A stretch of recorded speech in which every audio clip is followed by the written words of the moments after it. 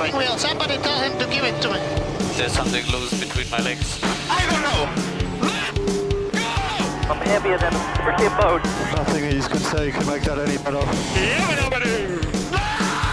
No more radio for the rest of the race. I'm going home. You.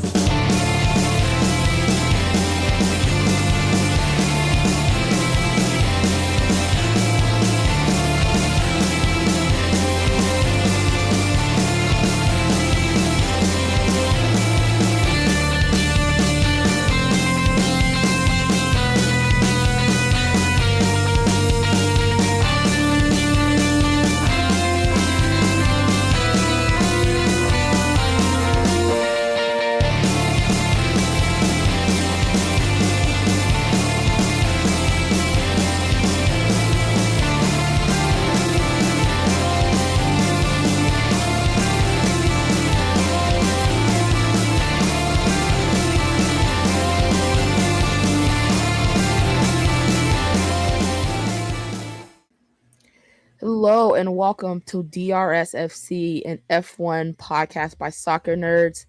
I'm hosting today. I'm Eboni, and I got two other soccer nerds with me. Donald, how are you today, bud? I was fine until I watched this thing that we were about to discuss. I think just for sake of purposes, we're just going to be clear. If there are kids listening to this, we are very, very sorry. Fast forward. Yeah. You got to go. We cannot be in control of what we say over the next 30 to 45 minutes. And we have another soccer nerd, Andre. How's it going?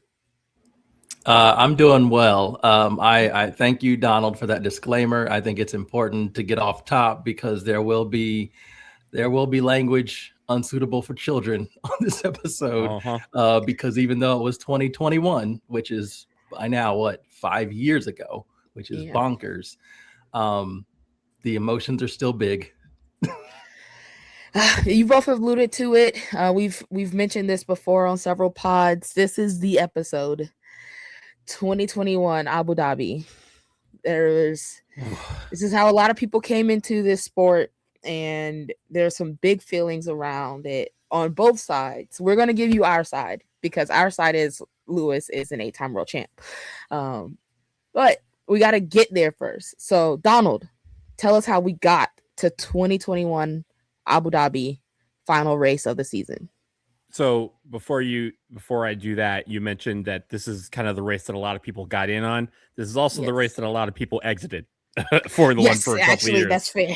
That's fair too. Because they were done. And we are going to save. I'm going to try to bottle the emotion for later on in this episode. We're going to give you just what happened, right? So first of all, you have to understand the situation entering this race. Abu Dhabi was the final race of the 2021 season.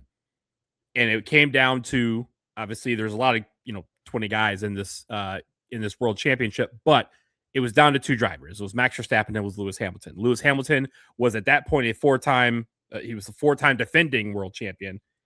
He was also a 7-time overall world champion and was doing for his record 8th title. Max has not yet been a champion yet. Red Bull had been kind of pushing up throughout the years, but this was the time that they felt that they were challenging Mercedes and Lewis for not just the drivers, but the constructors. Entering this race, Max and Lewis were tied with exactly 369.5 points. Why the 0.5? Earlier in the year, at the Belgium race, it was shortened due to weather. And because of that, they kind of said, we're going to get just the minimum laps in to declare this a classified race. But they altered some of the points beyond that, and they decided to award half points for some of these positions because they just wanted to make sure that they got a full circuit in and nobody could complain. Nobody could complain. They want to say that for the final one. So entering this race, they were tied at 369.5 points. Max had 9 wins entering this race. Lewis had 8 wins. Lewis, though, had won the 3 previous races. So he was on a 3-race win streak entering Abu Dhabi. Max was second in all 3 of those races. Before that, Max had won 2 straight, and Lewis was second in those 2 races. So these guys, basically for the second half of the calendar, was going back and forth. Who was winning? Who was finishing second? But in an effort to get to this point, Lewis had to win 3 straight races, and to tie Max entering this final race. I think it was the first time ever that 2 racers had been tied entering. They'd been separated by a couple points in previous years, but I think, to my recollection, it was the first time that they had been tied entering that race. Now, let's start with the actual race. Qualification goes. We're not going to bore you with the rest of it. The main part was Max was P1 in pole. He was on soft tires to start the race. Lewis was in second, and he was on the front row with him. He was on hard tires to start the race. Right off the bat, bam, Lewis gets the lead right at the first turn. He pops past Max and is off and we're off and running. Later in lap 1, they actually collide on one of the turns, and it forces it's kind of like a quick collide, but it forced Lewis to go off the track. He kind of went off the track, regained his position as P1 after that turn. And then what he did was he kind of slowed down because he knew that by going off the track, he created an extra gap that he didn't have entering that turn.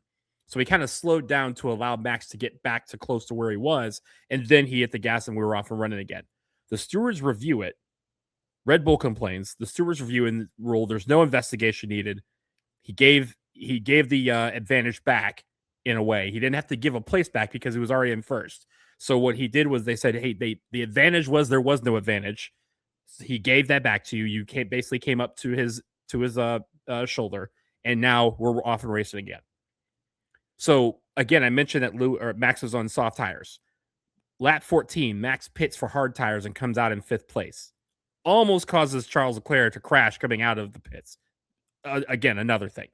Lewis goes in a lap later. He pits. He comes out in 2nd place. So he's 3 spots ahead of Max. But Max is closing in for a minute. And that was because of maybe the VIP, the most valuable player of this thing, Checo Perez. Checo Perez, of course, was Max's teammate at the time with Red Bull. He was in the 2nd seat that we talk about. And Checo was basically holding Lewis in first by holding him and basically making it so he couldn't pass. And he was also slowing down Lewis in the meantime. Because he was able to do that, Max was able to close like a 12-second gap in about 3.5 laps. Max really owed a lot of his win to the fact that Checo was able to be a good teammate and hold him off. Lewis finally passes him. Checo then immediately lets Max pass him.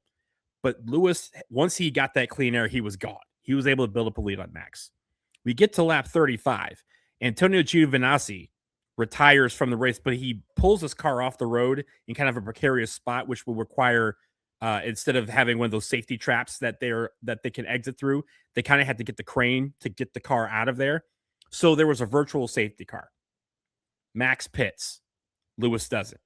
Why did Lewis not pit? Because at the time, Bono, his engineer, and Mercedes were like, you have a 14-second lead. There's no reason to pit. You're going to give up track position when you don't necessarily need to, and your tires can make it to the end of the race. Now we get to the last few laps of this race, and that's when I just talked about all this drama. The drama really starts in lap 53. All right, so let's stop here because you did bring us to this very nice point of like, here's where we are and what really set off a lot of fans on both sides of like, do we race? Do we not race? What's going on? Andre, walk us through the rest of this race. If I have to, it's still painful. Okay, so on lap 53 of a 58 lap race, Nicholas Latifi, who was battling Mick Schumacher for 15th place, ended up crashing at turn 14, and the safety car came out. Once again, Lewis Hamilton did not pit because, again, track position. You stay in the lead. You don't have that gap, that pit stop gap, to be able to make a stop, come back out, and retain first place. So he didn't. Max Verstappen did, and he pitted for soft tires, whereas Lewis was on hard tires. And of course, he is a tire whisperer, but obviously we know the difference between they don't qualify with hard tires. Okay. All right. I'm getting ahead of myself. Okay. So he pits. and then or Verstappen pits. Perez retired to the pits as well to prevent a possible retirement on track. So he just goes into the pits rather than risk another virtual safety car situation. Mercedes thinks that, okay, the race is going to end under a safety car. Go ahead, Donald. I was going to say part of the reason, as you were about to say, part of the reason why Lewis was told not to pit was not just because of track position, because again, Mercedes knew the rules, and Mercedes said, if you lose your track position, you're not guaranteed to have an opportunity to race to get it back. Right. Yes, because by this time, and this is important, there were lapped cars in between Lewis Hamilton and Max Verstappen. There were cars out there that were a lap down between them. So not only as they're going through these laps in the safety car, it's like, okay, lap 53, lap 54, lap 55, 56, 57. You're like, okay, there's no way. All right. It doesn't matter. They drop the green flag and go racing. Max, as good as he is, he's not passing these lap cars and passing Lewis Hamilton in one lap. Stay on track. We've got this like strategy down. You're going to win. You're going to pick up your 8th world title. It's going to be great. Pop the champagne. We're ready to go. Christian Horner on lap 57 complained to Michael Masi, who is a name that you will hear mentioned with lots of scorn. He was the race director on the day. And Christian Horner complained to Masi to say, get these lapped cars out of the way, which is something that they don't do. You may hear it from time to time in a race where they say, okay, clear the lap cars. Basically, you're just allowing them to go beyond the leader and rejoin the pack. They go all the way around the track and rejoin the pack at the end so that they're out of the way. But with the race close to ending, he made the direction to go ahead and do that. Told the cars to overtake the safety car, unlap yourselves, which cleared the space between Lewis Hamilton and Max Verstappen. That had never happened before. Previously, either none or all. By the way, this was only the lap cars in between them. This wasn't every lapped car on the track. It was only the ones in between them. And that's what made this special, because normally, if you're allowing lap cars to unlap themselves, everybody gets to do it. Doesn't matter where they are on the track. Everybody gets to do it. But they knew if you allowed everybody to do it, it would take some more time and you would end up having the race end under a safety car. So it was only those drivers that were told to basically clear out of Max's way. Again, Max on soft tires, Lewis on used hard tires. Then there did not appear to be enough time left to restart the race. So regulations stipulate that the safety car has to return to the pits at the end of the following lap. When they say safety car is over, that's it. Okay, following lap, then it's done. If they would have done that, race ends under the safety car, or it drops and Lewis, guns it for 50 yards and he takes the checkered flag and he wins again his 8th title. That's not what happened. Immediately after Vettel joined the lead lap by passing Lewis Hamilton, by the way, race control announced that the safety car would enter the pits at the end of the current lap, allowing for one more lap of green flag conditions. So they restarted the race earlier. They allowed only the lapped cars in between Max Verstappen and Lewis Hamilton to go. And if my whole thing about this, and I know I'm getting into the anger part of this portion of this already, but my portion of this is I think it would have been a fantastic move if you tell both drivers, both teams, this is what we're going to do. Because Lewis Hamilton versus Max Verstappen on soft tires for one lap battling for a lead, that's a dream scenario. But with the tire disadvantage that there was and changing the rules so that for Mercedes' strategy was completely nuked by decisions that were made outside, that were unusual decisions that were made, completely put Lewis Hamilton basically was a sitting duck out there. No matter how good he is or was during that time, you're not going to be able to hold off a car like that with that much of a difference between soft tires and hard tires at the end of a 58-lap race. So, of course, Toto Wolff is screaming, Michael, this isn't right. There's some great audio of Toto going bonkers on the radio, really upset about it. Max Verstappen overtook Hamilton into turn 5 to win the race. He came in first. Lewis Hamilton came in second. Over the radio, Toto Wolff was appealing. He was really hot. And this is the thing from Michael Masi that really got me. He told Toto, it's called a motor race. Okay, we went racing, is what he said to Toto Wolff. which of course set Toto Wolff off more. So that's how the race ended. After that, there was so much controversy. Mercedes lodged the protest. The FIA got involved in all of that because they have to. There was all this stuff that went down into it. They were looking at regulation changes. Michael Masi was removed as a race director as well. So there was a lot of fallout from this incident, this like 5 laps, 53 to 58, that ended up being pivotal in Verstappen winning a championship and Lewis Hamilton not getting his 8th, when it looked for all the world, especially after that crash that happened on lap 53, that it's a foregone conclusion. Lewis Hamilton is winning 8th championship. There it is. So that is what happened. That is why we say Lewis Hamilton has 8 instead of 7. That is the controversy of Abu Dhabi 2021. Okay. Before we start going into the emotional toll of everything, let's take a break and let everybody process what they just heard about how we got here. And then we'll come back and we'll start getting into some of the nitty gritty of why this hindered racing. For me, I feel like it hindered racing. Why this changed and altered racing in F1 as we know it today.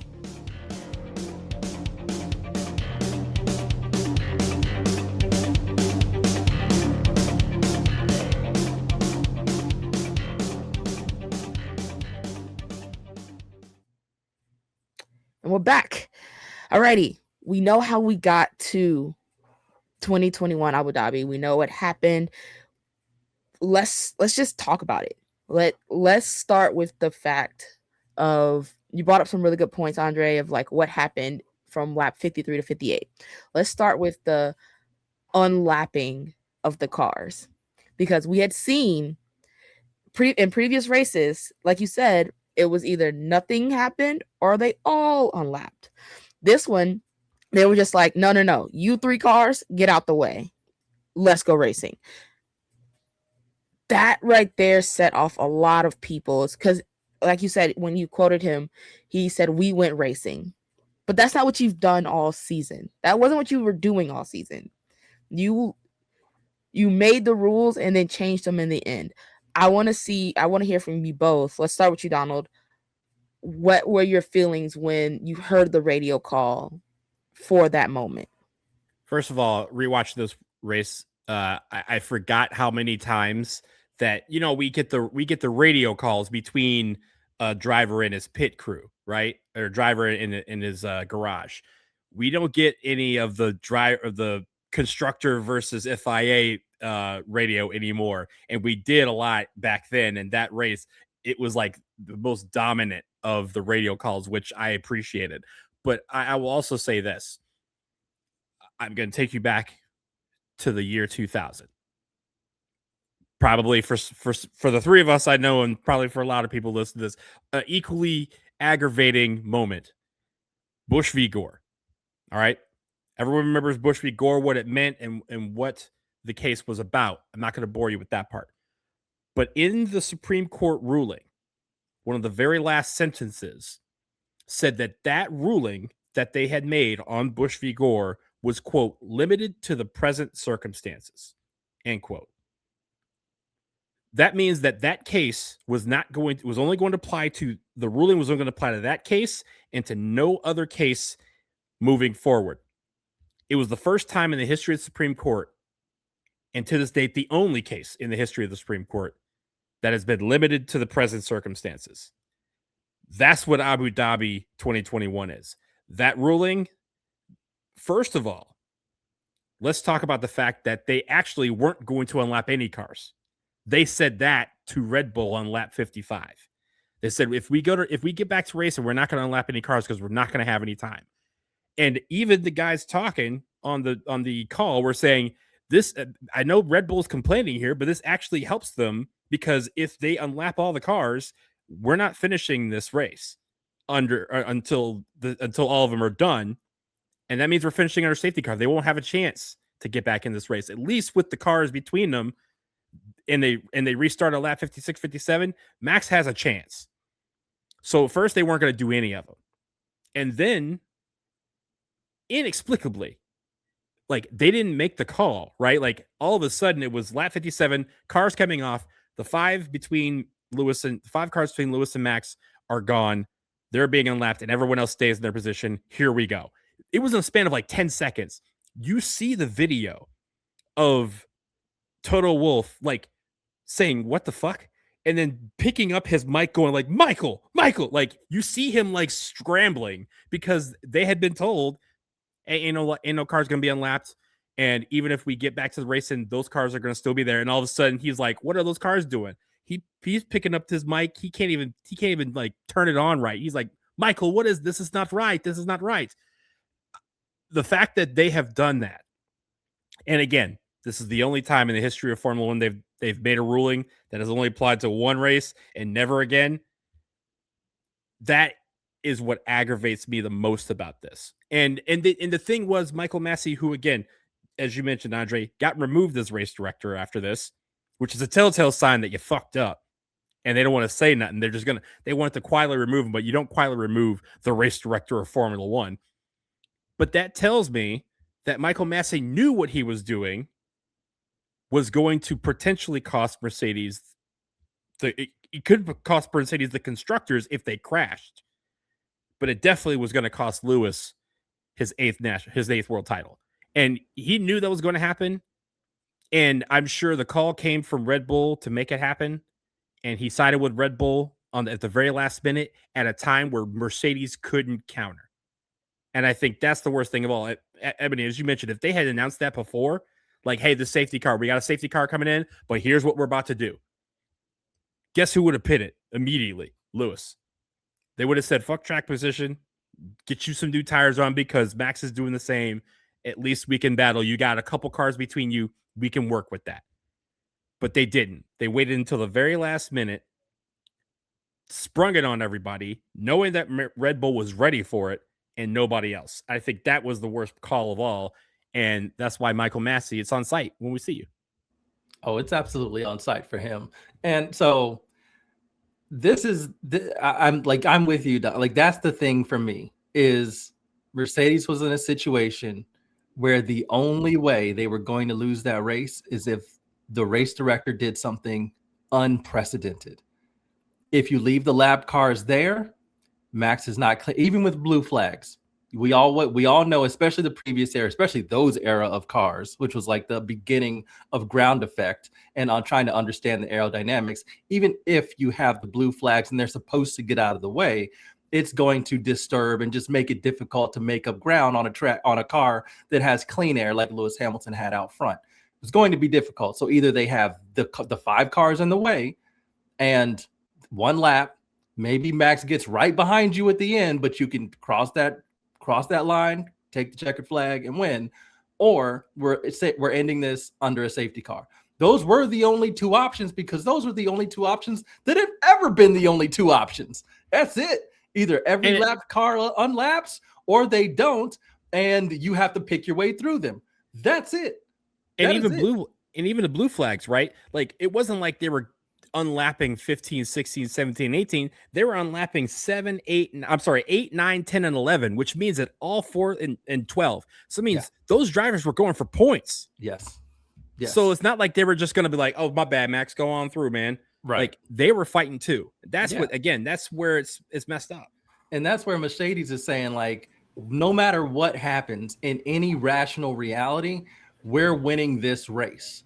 And then, and this is what I do, as much as it pains me, and I didn't want to ever say this specifically on this episode, but if you go back and and I think, Donald, that's a great, I wish I could find, maybe there's somebody that just had a super cut of the radio calls, because, oh my God, Red Bull, they were swindling.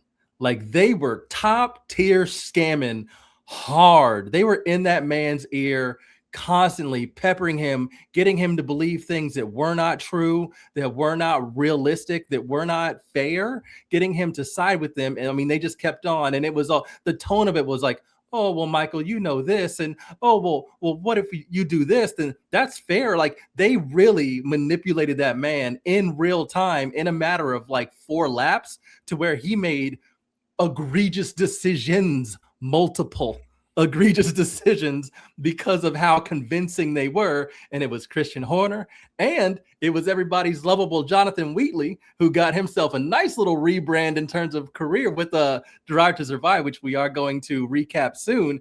But like he was also like calm, convincing in the ear. Like Red Bull did such a masterful job of manipulating a grown man in a powerful position in like real time. And it wasn't a bunch of like screaming, "You will do this." It was almost like hypnotic. And it's horrific that it worked.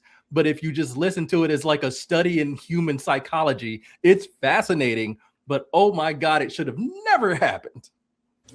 So, like I said, that season was my first season watching F1. Oh, because my roommate at the time, big racing fan. He's a huge NASCAR fan. He's a huge F1 fan, and he always had it on. And I was like, "What is this?" And then I, learned about Lewis Hamilton, and I was like, "This is pretty cool." And then he was like, "Well, if you like the math and the science behind it," which I was a huge math nerd. I am still a huge math nerd. I'm a science nerd. We just all watched NASA do science shit, and it was so cool. I was like, "Oh, this is perfect." So I was watching it, and I was going into that race like, "Oh, okay, I understand the basics."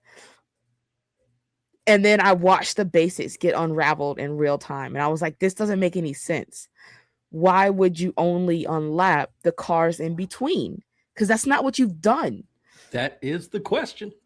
And like, if you were a new fan like me and you just spent your whole season watching them do the basics, teach you the basics, and then they turn around and do that, which was not the basics. You're like, well, can they just always make up rules and then just do whatever they want and then just call it done? And that's where a lot of people were like, this is my first and last season watching this, because this doesn't make any sense. You just choose who you want at the beginning of the season to be the champion, and then you help them get it. That's literally what it felt like as a first time watcher. How in the hell are you telling me that the rules don't matter? It's all made up. Go racing. And then to hear, like, it was funny in the moment, because I don't think we were ever supposed to hear all of those radio calls of just them all going they were back definitely and talking forth. like nobody's listening. Yeah, it was in the moment. It was like, this is all so silly, because we're hearing everybody Jodeci beg on the radio, asking for clarification, asking for whatever they want, and the race director just going, "Okay, sure." And then to end the race, and then to say, "I'm not speaking to anyone." What do you mean? You did a lot of talking for 5 laps, and then all of a sudden now you want to go mute? That's not how that works. You got to come to the front. So like that, I feel like that also, that decision and race ending changed how people watch F1 now, to me at least, because there's always a little bit of skepticism in it. So then when Max went on that tear of like dominance for years, everyone was like, well, it's no fun anymore, because everyone's going to say they picked him to win a race, to win the championship, and then they made it happen. Like, how many races did we see where Max just like was like, "I'm behind you," and everybody was like, "Oh yeah, please, right this way, sir. You need to be in third, please take it." Oh, absolutely. That Abu Dhabi kind of like almost ruined the sport for a lot of long-time watchers and first-time watchers. So that's been mine.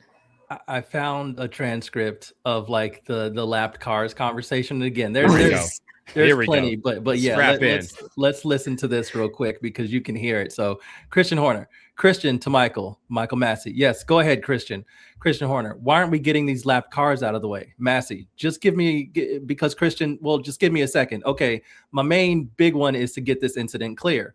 Horner says you only need 1 racing lap. There it is. Michael Masi says, yeah. Then Jonathan Wheatley jumps in. obviously those lap cars, you don't need to let them go. Or you don't need to let them go right away around. Just catch up with the back of the pack. Masi says, understood. So they've already like got him believing their version of things and the way that it goes. And then Wheatley says, you need to let them go. And now he feels like he's at the bidding of Red Bull, because now he's saying, understood, just give me a second. Like, do you see how I know that like me reading it doesn't really do it, but listen to it, I think, because if you listen to it, you see how somebody with authority starts out saying, I have the authority. So he's telling Christian, give me a second. My main thing is to get the incident, the car that crashed. My main thing is to get that out of the way.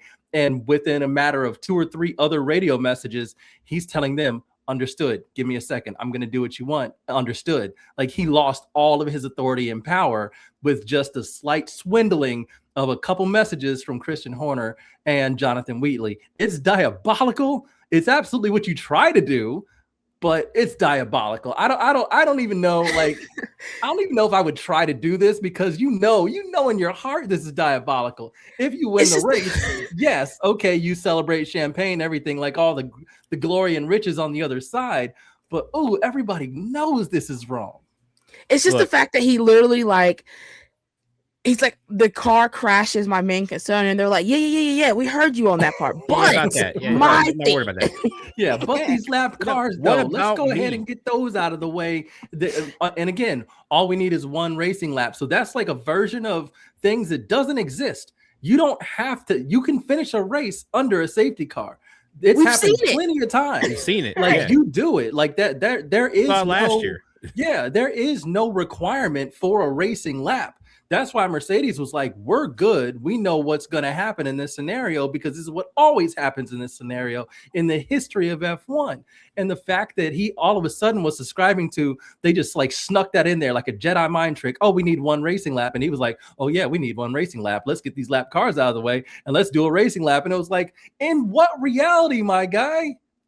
Look, Andre, first of all, you reading it, I promise you, is way better than listening to the actual radio call, because when I listened to it earlier today, I almost broke my television. I told you that this was going to happen, that I had to figure out a way to watch this thing without destroying my own property, because my property didn't do anything wrong. Michael Masi did. But also the point about, I think the important thing, Andre, you mentioned the part about his authority went away. And I think the problem with that is, not only did his authority go away, his common sense and his knowledge went away. And, as the lawyer of the group, his rules went away, because there is nothing in the rules that says that he could change the rules whenever he wants. The rules had a specific state. We talk about the things that have been always done. That's because it's codified. That's what the rules said you were supposed to do. You either unlapped all of them or you unlapped none of them. Mercedes did not say, oh, this is what they've always done, so we're good. They said the rules state this, that they can either do one or the other, and in both of those scenarios, we are good. What Red Bull was trying to do, and what they succeeded doing, is getting Masi to circumvent the rules that were on the books for everyone at the very last minute. And not mention it until the safety car was on his way off the track. And everybody's going, what the hell is going on? That is why Masi is not in his authority anymore. That is why this has never been replicated before, or duplicated, or any come close to even been mentioned before. And if you think about it, we're talking about it. You heard any other podcasts talk about it since 2021? Not really. You ever heard the FIA bring it up again as something to remember, something to be like, hey, this was the mistake we made. We should learn from it and make sure that it never happens again? No, because they want to kind of brush that incident under the thing. But the problem is they had a very big problem. That moment is what cost them millions of fans, including some in what they would consider, not my words, theirs, the most important market in the world for racing, and that is the United States. There were so many people here who had just gotten into Drive to Survive, and they were like, yo, this is dope. This Lewis Hamilton dude, dope. Like some of these guys in here, Danny Rick, our guy. And that turned them off a lot of it because they're like, if we want corruption, we could do that in our own sports. We got we got the NFL over here. We could do that over here. So, and then what did they do in 2022? They said, let's go to Vegas because we need to try and recapture. Let's get to Miami. We got to recapture some of this American crowd that we lost because of how important this market is. They keep saying that and all their things, how important this market is. And we are not the market that latches ourselves on to Brits. That's not something we do normally.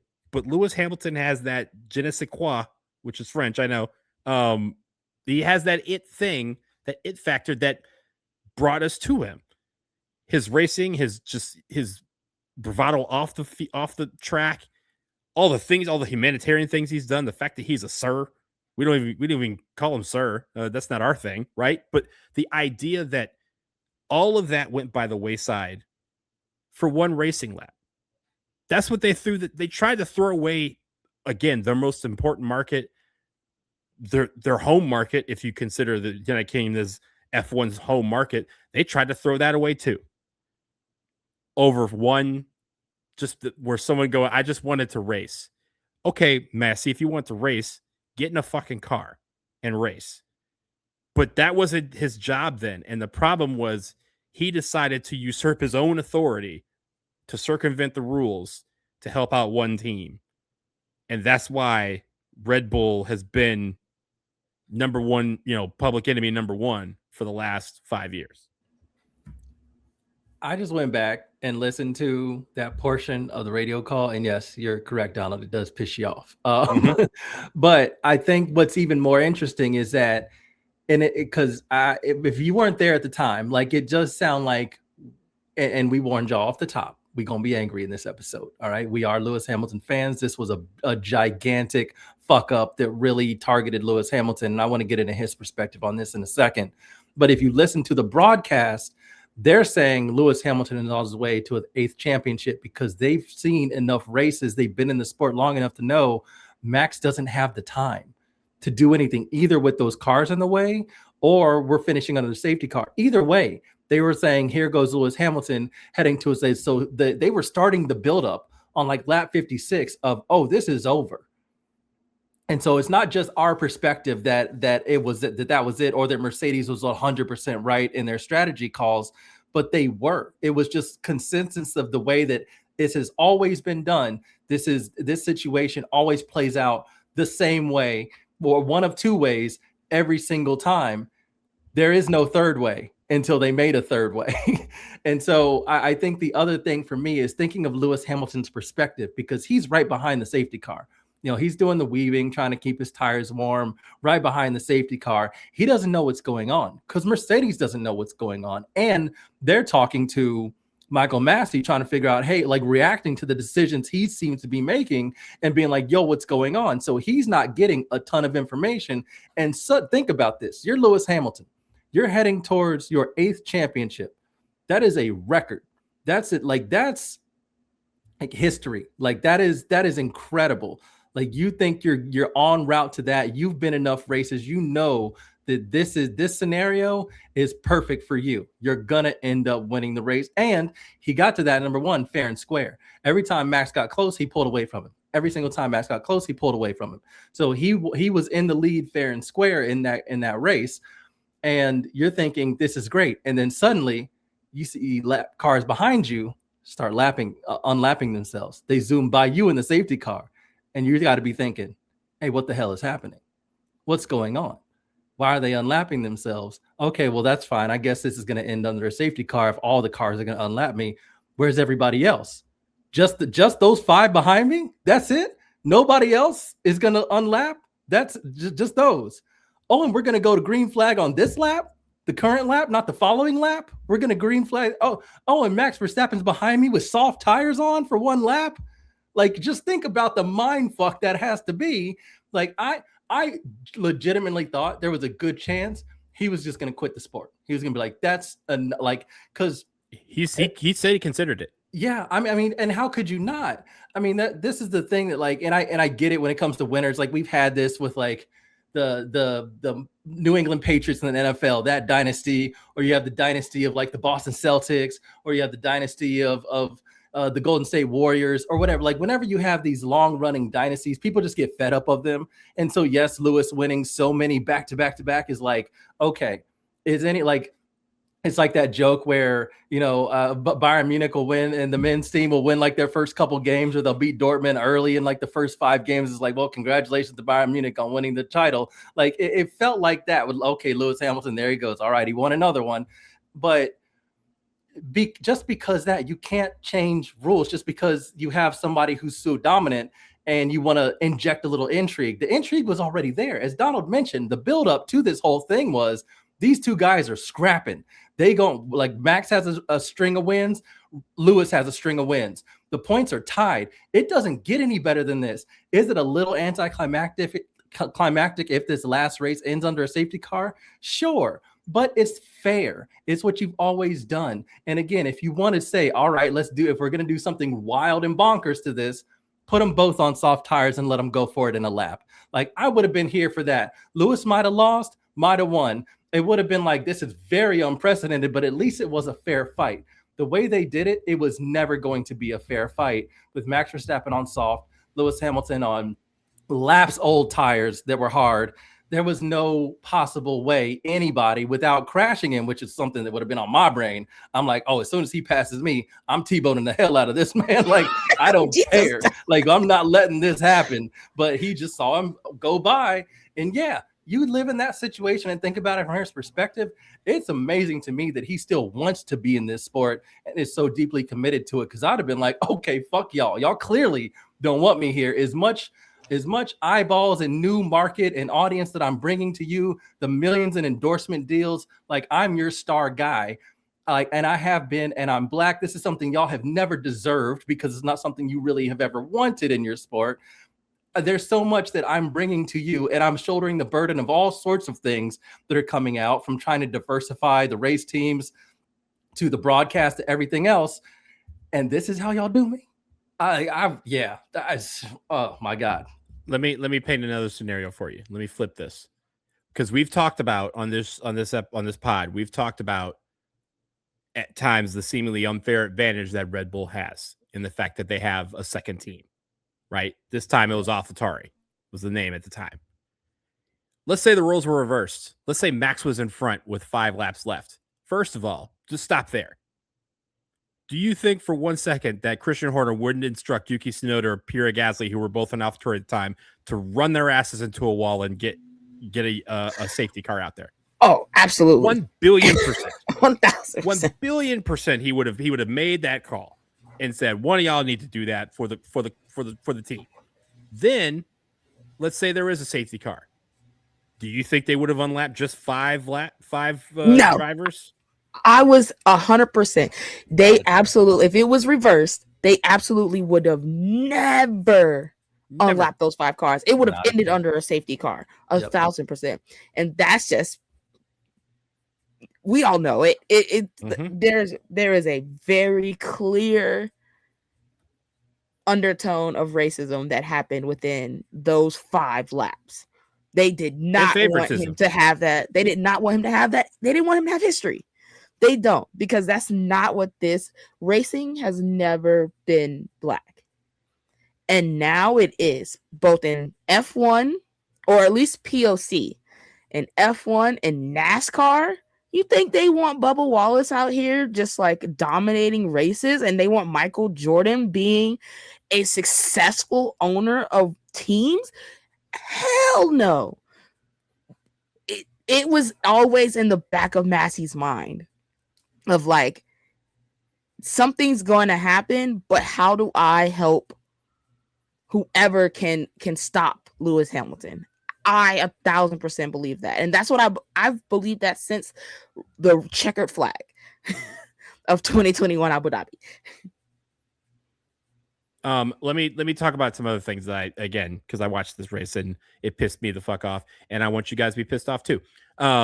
So after the race, obviously this is where F1, right? The drama, like even if you're a Lewis fan, you're like, man, I know in the production truck, they were just sitting there like all high-fiving each other, like, this is the drama moments that we needed and wanted, and we got it and we executed. They had the whole montage of Max crying while he's driving, like everyone hooping and hollering, all the Red Bull people piling out, and just all out celebration.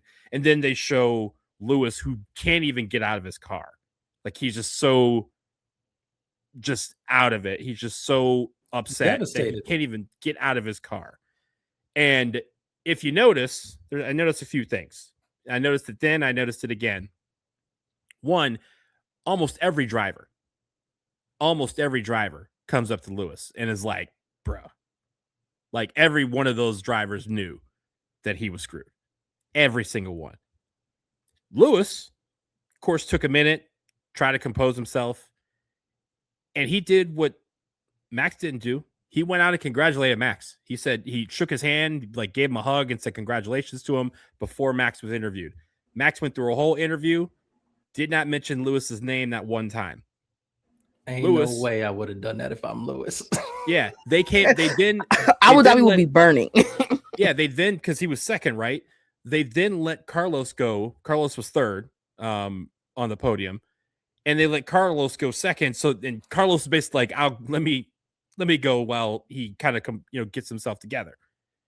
He congratulates Lewis on, hey, Lewis, Max had a great race. I would have been happy for either one of them because they both deserved it. Congratulations to both teams, right? Congratulations, Lewis. Congratulations, Max. Then Lewis finally comes out, still has tears in his eyes. And the first thing he says is congratulations to Max and his team.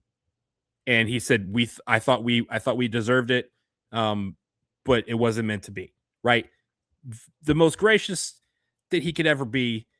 And that was Andre at the moment where at the end where he kind of said, yeah, we'll see about next year. And everyone's kind of like, what do you mean we'll see? Like, was that it? And again, in the face of all of that, knowing that you've been screwed, knowing that the entire paddock has basically come up to you saying you were screwed, that sucks. We really feel for you. He's the one that goes and congratulates Max. And not once did Max ever come to be like, hey, Lewis, that was a race for the ages. That was a battle for the ages, because it was. If you're a neutral fan, that is the pinnacle of racing battles. Tied going down to the very final lap. Like, that's what you would want as a neutral fan. We ain't neutral. We ain't want that shit. But no, but this is the thing. I would have been fine. I would have loved it.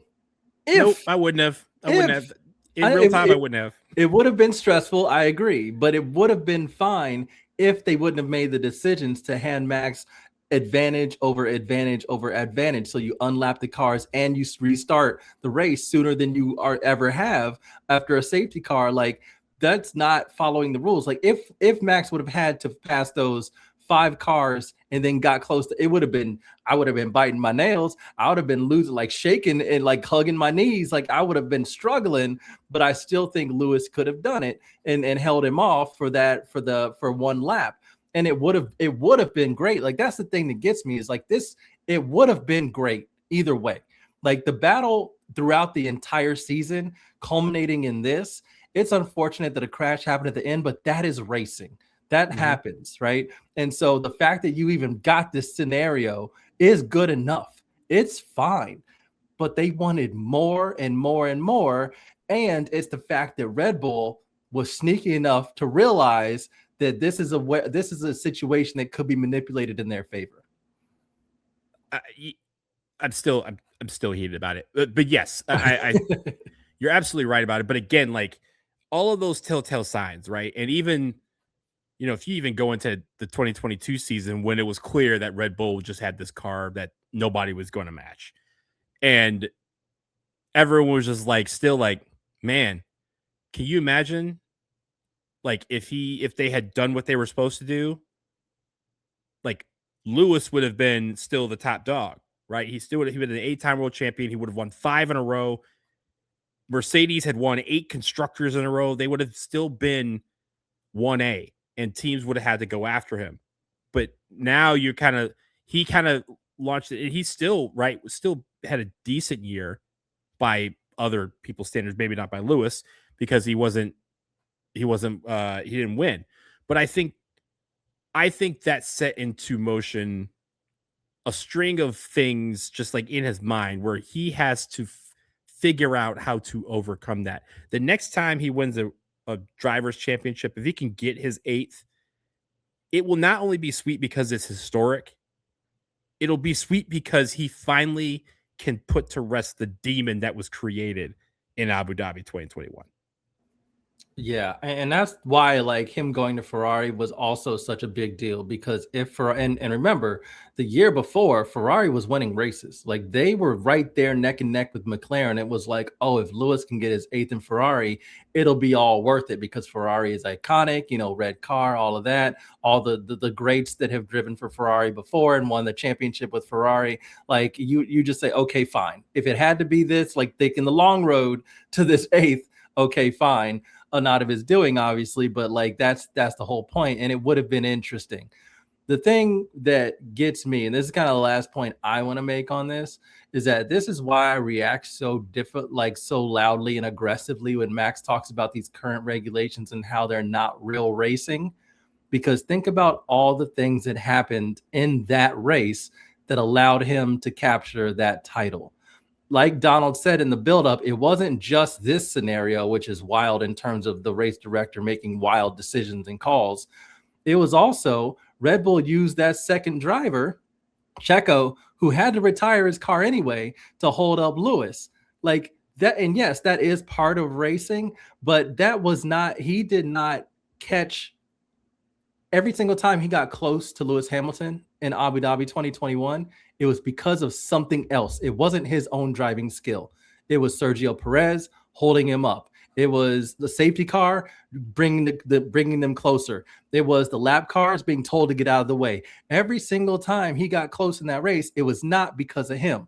And so for him to be the protector of real racing now that the regulations changed and he doesn't really like them, I'm so not here for that, because he knows in his heart, this is not a scenario that should have gone the way it went. You won a championship and congratulations for winning that, but you have to know, like nobody can take it away from you, but you have to know that was not won on merit. You were good at some points during the season, but you were also second best at some points during the season. And when it all shook out and it came down to the end of the race, Lewis Hamilton was ahead of you. The only way you got ahead of him was a combination of factors that ain't have nothing to do with you. It was other decisions and other people acting on your behalf. And that's where I get upset, because he has never, ever, ever, ever in any way been like, yeah, that was a tough one. Like he's not, like, you don't have to admit it and be like, oh, I shouldn't have this, but you can be like, oh yeah, that was a wild scenario. Like you can talk around it. He'll never talk around it, because in his brain, completely earned, because he got to benefit from it. And so I don't want to hear it when it comes to him protecting the virtues of racing, because you got a whole ass driver's championship, not because of anything you did in that race. It was all people who helped you in that race get closer to Lewis and eventually pass him. And that is not what racing is. It's supposed to be you at the wheel, one-on-one with the driver, going up against it. How can you pass this driver? Can you go around the track faster than them, lap after lap after lap? What can you do? He was not able to do that. If he was ahead and leading the race and Lewis got him on like the last lap before the safety car and was like, haha, I got you. This is a final overtake. Okay, fine. Okay, all right. But that wasn't the scenario. Lewis was winning that race, period. Was always winning that race. And then all this nonsense happens, and that's the only way that Max gets close. So I'm so not here for the hypocrisy. It makes me very frustrated. It's on site. It's on site for everybody. Okay. And I feel like we had to become public enemy number one. That's how Christian Horner became the asshole that he is. That's it. Well, this is it. This is why I despise. Well, I mean, Christian Horner added to his assholedom. Okay, there we go. I was gonna say, wait a minute. Maximized it later on, but yes, this is the birth of Red Bull becoming, because at first they were like the party team, the energy drink, they had the music blasting, like they were like party crash in F1. So they had like a little counterculture vibe within F1 that was interesting and drew some people in. But this is the beginning of them becoming the villains, right? This is like, oh, this is, you're here. You have this Dutch driver who looks like he has no emotions. He's very good. You're very good. You manipulate race directors to get what you want. Like, you're throwing money around to bring all the best people to you so that your car is the most dominant thing we've ever seen in the sport. Like, they've had so, like, that was the beginning of that villainy that you've experienced with Red Bull right now. That is why we talk about them the way we talk about them. So, like, if anybody's been listening to us and wondering, like, there seems to be a lot of bias against Red Bull, against Max. Yup. And this is where it started. Okay. All right. Andre, you said your final piece. Donald, your final piece before we get out of here. I'm going to say this. I watched this race again against my will, against my better judgment, against my mental health, and it still pissed me off. And I've learned from this that it will always piss me off. There's never going to be a moment where I go, you know what, I'll forgive Max for 2021. I'll forgive Red Bull. I'm not going to do it. They could be, even last year when we were talking about, oh, he's becoming somewhat human. He's becoming somewhat, dare we say, likable. In my mind, it wasn't. It was just him. Like, I just never, just always going to keep him right here in front of me as keeping your enemies close to you. I want him to go be Sonny Hayes after the season's done. He keeps talking about retirement. Go do it. I challenge you. I challenge you to go live your life outside this track. To get back to me and see how that works. But yeah, Lewis, I mean, look, Lewis should be an 11-time world champion. There are like 4 races. This is the main one, but there are 3 other races that if like one place had shifted for him, he would have been a world champion in that year. He's the greatest driver ever, period. This actually enhances that because it took all of what Andre said for them to take it from him. He still was ahead in the final lap, and they had to basically cheat to take it away from him. He's the greatest ever. The fact that he had a whole, basically half a third of the grid and the FIA and the race directors and Formula One all working against him, and it still came down to the last half lap. Like, that man is something special. And so that's why we hold him in esteem that we do. That's why we have episodes about who he's dating, because we need him to focus. He's the guy, he's the man.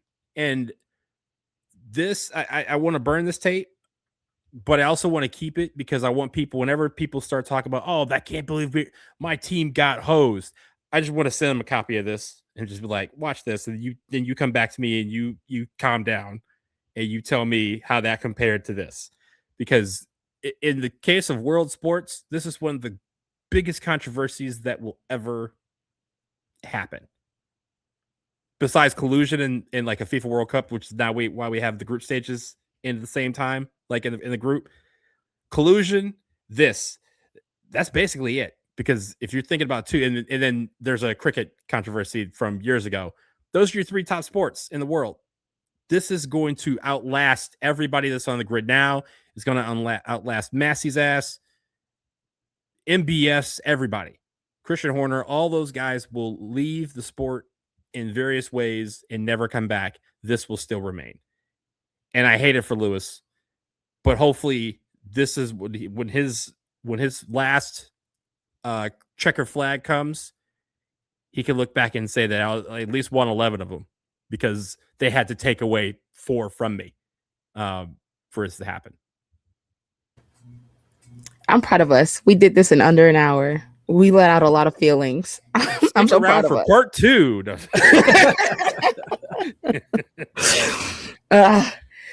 Thank you, everyone. If you've listened this far, we wouldn't be here if you didn't. Abu Dhabi changed things for a lot of fans, and we're still seeing the effects of it and feeling it, but we wouldn't. The sport changed in those 2 laps, and I'm just glad we're here to talk about it. We still have 2 more weeks before they go racing again. So be on the lookout for more from us. We're going to review the Drive to Survive series. I believe that's what, like, not 12 episodes for this one, I believe. Oh, it's 8. I'll watch it. It's 8. Oh, great. Cool. 8. I'll watch those and we'll be back for those. So for me, for Donald, and for Andre, vroom, vroom. Fuck Vroom, Red vroom. Bull as a staff, record label, and as a motherfucking crew. Vroom, vroom, sir. 4 laps remaining, or when you cross the line, it may not restart. And lapped cars will not be allowed to overtake. It's not mandatory in the regulations, which leaves Verstappen with a lot of work to do then. You only need 1 racing lap. So, there's confusion, but the safety car is coming in at the end of this lap. Mikey, what was that? Go ahead, Toto. You need to reinstate the lap before. Toto, Yes. it's called a motor race, okay? Sorry? We went to car racing.